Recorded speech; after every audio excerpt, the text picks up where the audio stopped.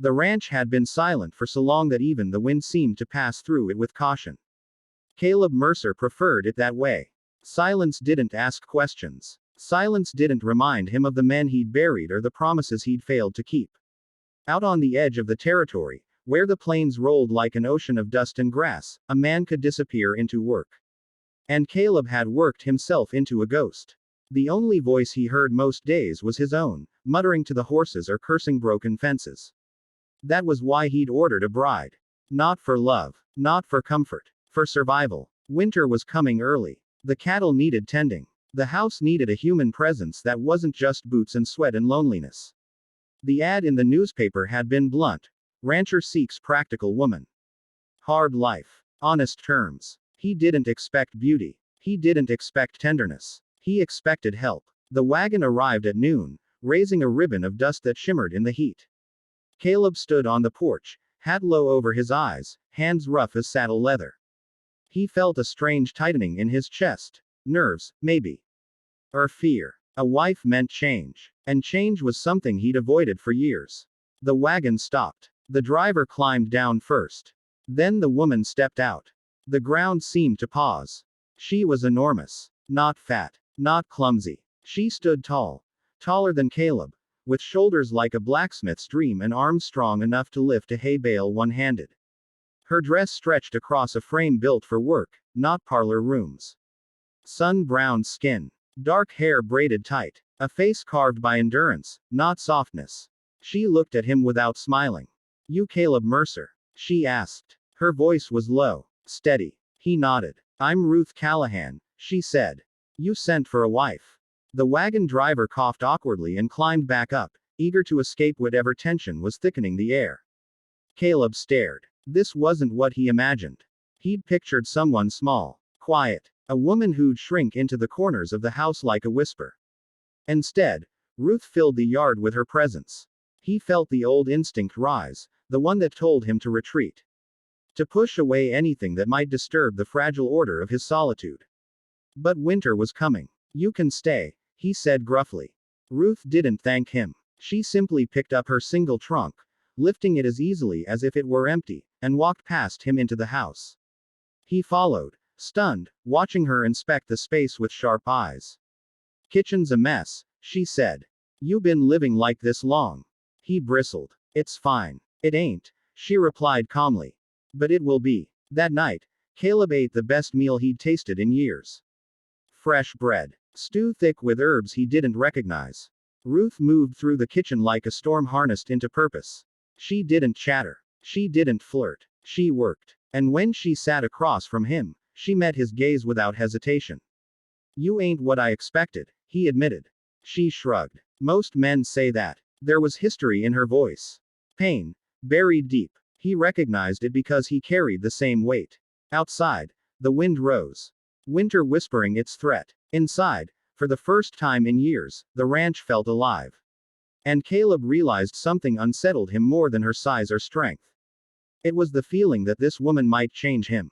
And part of him wasn't sure he wanted to survive that. If you're enjoying this story and want to follow Caleb and Ruth's journey, make sure you subscribe, because what's coming will test them in ways neither expects. The trouble came 3 days later. Ruth had already transformed the ranch. Floors scrubbed. Tools sorted. The animals calmer under her steady hands. She worked beside Caleb without complaint, matching his pace and sometimes exceeding it. The ranch didn't feel haunted anymore. It felt claimed. And Caleb didn't know how to live inside something shared. They were mending fence when the riders appeared, 3 silhouettes cutting through the horizon. Caleb's stomach tightened. He knew them before they were close enough to see their faces. Dalton Reeves and his men. Land thieves. Predators dressed as businessmen. They'd been circling the territory for months, buying desperate ranchers out cheap or driving them off through fear. Caleb had refused their offer. Dalton rode up smiling. The kind of smile that never reached the eyes. "Well, I'll be damned," Dalton drawled. Mercer found himself a wife. His men laughed, their gazes crawling over Ruth. Caleb felt heat flare in his chest. Ruth didn't step back. She stepped forward. "State your business," she said. The laughter died. Dalton blinked, surprised. "Just neighborly talk, ma'am." We ain't neighbors, she replied. And we ain't talking. Leave. The air sharpened. Caleb expected violence. He expected Dalton to lash out, to reassert dominance. Instead, the man's smile twisted. You'll sell, Dalton told Caleb quietly. Everyone sells eventually. They rode off in a cloud of dust and threat. Caleb stood frozen, rage and fear warring inside him. He'd faced men like Dalton before. They didn't stop. You're scared, Ruth said gently. He hated how easily she saw through him. They'll come back, he muttered. Good, she said. He stared. Good. I didn't cross half a country to run, she replied. I came to build something. And I don't scare easy. That night, they sat on the porch with rifles across their laps. The moon painted the plains silver. Caleb listened to Ruth breathe beside him, steady as a mountain.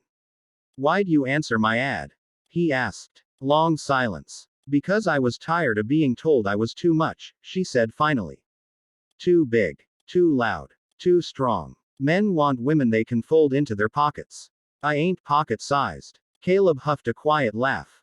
No, he said. You ain't. Another pause. I don't want small, he admitted. Small don't survive out here. Ruth looked at him then, really looked. And something passed between them, an understanding that didn't need pretty words. The riders returned just before dawn. This time they came shooting. The first bullet shattered a window. Caleb rolled, firing back.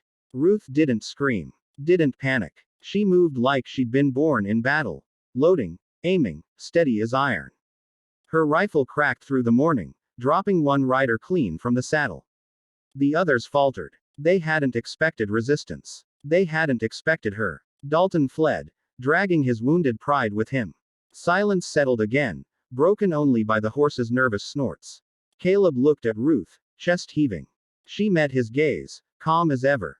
Well, she said. Breakfast. And he laughed. A raw, shocked sound ripped from a place he thought was dead. The ranch stood. They stood. Together. And for the first time, Caleb didn't feel like a ghost haunting empty land. He felt like a man with a future. If you want to see what happens next, the war Dalton brings back, and the bond growing between two people the world underestimated, subscribe now. This story is just getting started.